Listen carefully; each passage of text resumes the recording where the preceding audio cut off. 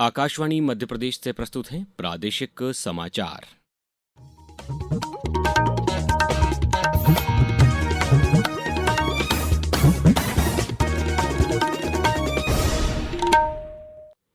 नमस्कार, समाचारों के साथ मैं अभिषेक कटियार। सबसे पहले इस बुलेटिन के मुख्य समाचार। प्रधानमंत्री नरेंद्र मोदी कल राजस्थान और गुजरात दौरे पर दोनों राज्यों को देंगे 1 लाख करोड़ रुपए से ज्यादा की विकास परियोजनाओं की सौगात। मुख्यमंत्री डॉक्टर मोहन यादव ने कृषक कल्याण वर्ष की समीक्षा की, सहकारी समितियों के डिजिटलाइजेशन के दिए निर्देश। केंद्रीय कृषि मंत्री शिवराज सिंह चौहान ने खरीफ फसलों और मानसून की समीक्षा की, 262 संवेदनशील जिलों की हुई पहचान। और भोपाल में अग्निवीर सेना भर्ती रैली की तैयारियों को लेकर समन्वय बैठक आयोजित, 25 जुलाई से 6 अगस्त तक होगी रैली। अब समाचार विस्तार से।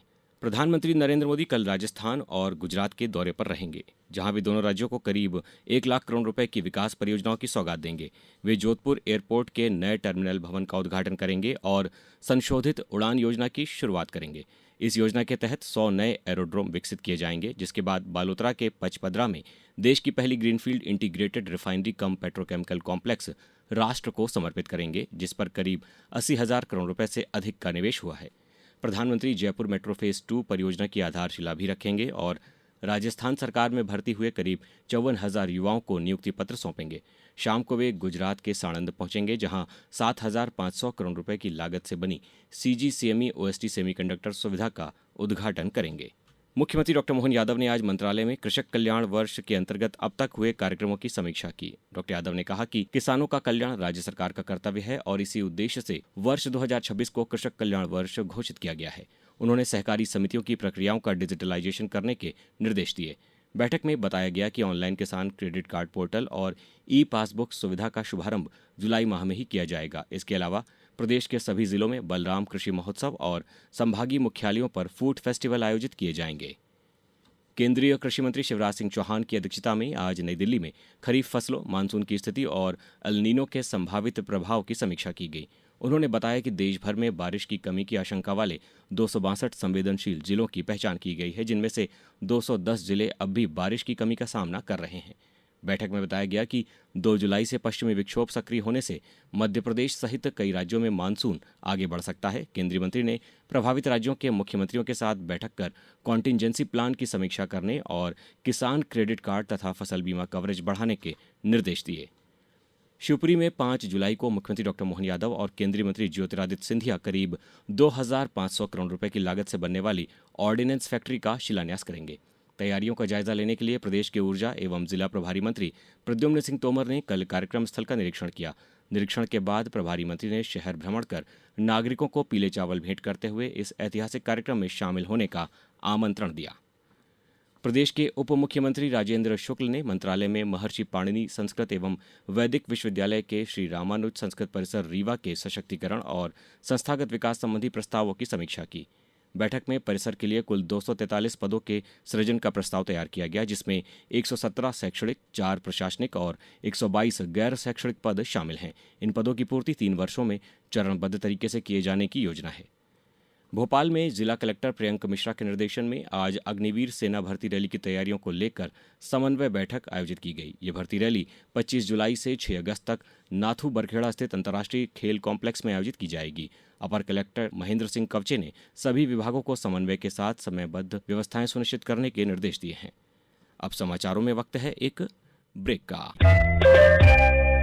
ये समाचार आप आकाशवाणी मध्य प्रदेश से सुन रहे हैं। ये समाचार बुलेटिन YouTube पर Madhya Pradesh news all India radio channel पर और फेसबुक के साथ ही X प्लेटफॉर्म पर AIR न्यूज भोपाल पेज पर सुने जा सकते हैं। इसके अलावा आप हमारी वेबसाइट newsonair.gov.in पर या न्यूज ऑन AIR ऐप पर भी समाचार सुन सकते हैं।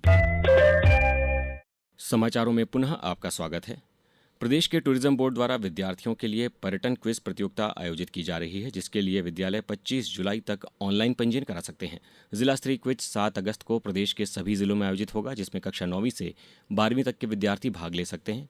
प्रत्येक जिले की विजेता टीमों को प्रदेश के पर्यटन बोर्ड द्वारा निःशुल्क पर्यटन भ्रमण का उपहार दिया जाएगा। सूचना और प्रसारण मंत्रालय ने प्रसारण श्रोता अनुसंधान परिषद यानी बार्क को समाचार और गैर समाचार दोनों श्रेणियों में टेलीविजन रेटिंग जारी करने पर रोक लगाने का निर्देश दिया है। मंत्रालय ने कहा कि ये व्यवस्था तब तक लागू रहेगी जब तक परिषद को टेलीविजन रेटिंग नीति 2026 के तहत लाइसेंस नवीनीकरण नहीं मिल जाता। केंद्र सरकार ने सुरक्षा चिंताओं के चलते बैट बीएमएस, इपोक आईओएन और लॉसिगी एप्लीकेशन को गूगल प्ले स्टोर और एप्पल ऐप स्टोर से हटाने का आदेश दिया है। इन ऐप्स का इस्तेमाल ई रिक्शा की बैटरी को ब्लूटूथ के जरिए दूर से ही बंद करने के लिए किया जा रहा था। ये फैसला संभावित गलत इस्तेमाल और सुरक्षा जोखिम को देखते हुए लिया गया है। केंद्र सरकार ने जानकारी दी है कि आधार एप्लीकेशन पर ईमेल आईडी निःशुल्क अपडेट की सुविधा 1 जुलाई से शुरू होने के बाद पहले 2 दिनों में 2.5 लाख से अधिक ईमेल अपडेट हुए हैं। UIDAI के अनुसार ये सेवा 6 महीने की अवधि के लिए निःशुल्क उपलब्ध है और इससे आधार केंद्र जाने की आवश्यकता समाप्त हो गई है। अब तक 40 लाख से अधिक लोगों ने नए आधार ऐप से मोबाइल नंबर अपडेट किए हैं, वहीं लगभग 10 लाख लोगों ने अपना पता भी अपडेट किया है। राष्ट्रीय महिला आयोग महिलाओं की सुरक्षा और कल्याण के लिए 24 घंटे चलने वाली महिला हेल्पलाइन 14490 संचालित कर रहा है। ये टोल फ्री हेल्पलाइन हिंसा और उत्पीड़न का सामना कर रही महिलाओं को शिकायत दर्ज कराने और मनोवैज्ञानिक परामर्श की सुविधा उपलब्ध कराती है। इस पर महिलाएं शिकायत के साथ सरकारी योजनाओं की जानकारी भी प्राप्त कर सकती हैं। हेल्पलाइन एक बार पुनः सुन लें, 14490। वार्षिक श्री अमरनाथ यात्रा आज से शुरू हो गई है। ये यात्रा 57 दिनों तक चलकर 28 अगस्त तक जारी रहेगी। कड़ी सुरक्षा के बीच पहले जत्थे में कुल 4822 श्रद्धालु जम्मू से रवाना हुए, जिसमें 2510 श्रद्धालु नुनवान और 2312 श्रद्धालु बालटाल आधार शिविर पहुंचे। प्रधानमंत्री नरेंद्र मोदी और मुख्यमंत्री डॉक्टर मोहन यादव ने श्री अमरनाथ यात्रा की शुरुआत पर श्रद्धालुओं को शुभकामनाएं दी हैं। पन्ना टाइगर रिजर्व के धुंधुआ सिहा क्षेत्र में बाघिन P652 ने 2 शावकों को जन्म दिया है। टाइगर रिजर्व के उप संचालक वीरेंद्र पटेल ने बताया कि दोनों शावकों की उम्र लगभग 10 दिन है और मां व शावक पूरी तरह स्वस्थ हैं। वन विभाग की विशेष टीम हाथियों और आधुनिक तकनीक की मदद से 24 घंटे उनकी निगरानी कर रही है। अब बात करते हैं मौसम की। प्रदेश में मानसून अब पूरी तरह सक्रिय हो गया है। 9 दिन की देरी से आया मानसून कल उज्जैन, ग्वालियर और चंबल संभाग तक पहुंच गया। मौसम विभाग ने खंडवा और हरदा के लिए इस मानसून सीजन का पहला रेड अलर्ट जारी किया है, जहां अगले 24 घंटों में 4 से 8 इंच तक बारिश की संभावना है। धार, बड़वानी, खरगोन, देवास, बुरहानपुर और बैतूल में भी अति भारी बारिश की चेतावनी जारी की गई है। वहीं मौसम विभाग ने 6 जुलाई तक प्रदेश के कई हिस्सों में भारी से अति भारी बारिश जारी रहने का अनुमान जताया है। अब रुक करते हैं क्रिकेट का। इंग्लैंड ने विमेंस T20 वर्ल्ड कप के फाइनल में प्रवेश कर लिया है। टीम ने गुरुवार की रात को सेमीफाइनल मैच में साउथ अफ्रीका को 40 रन से हराया। अब रविवार को लॉर्ड्स के मैदान पर खिताब के लिए इंग्लैंड का सामना ऑस्ट्रेलिया से होगा। वहीं दूसरी तरफ BCCI ने भारत और श्रीलंका के बीच टेस्ट श्रृंखला का कार्यक्रम घोषित किया है। ये 2 मैचों की श्रृंखला 15 से 27 अगस्त तक खेली जाएगी। पहला टेस्ट मैच 15 अगस्त से गाल अंतर्राष्ट्रीय स्टेडियम में और दूसरा टेस्ट 23 अगस्त से कोलंबो में खेला जाएगा।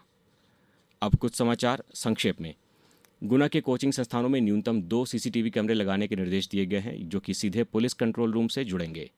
सिंगरौली के चितरंगी में विकसित भारत जीरामजी योजना का शुभारंभ राज्य मंत्री राधा सिंह ने कार्यशाला की शुरुआत से किया।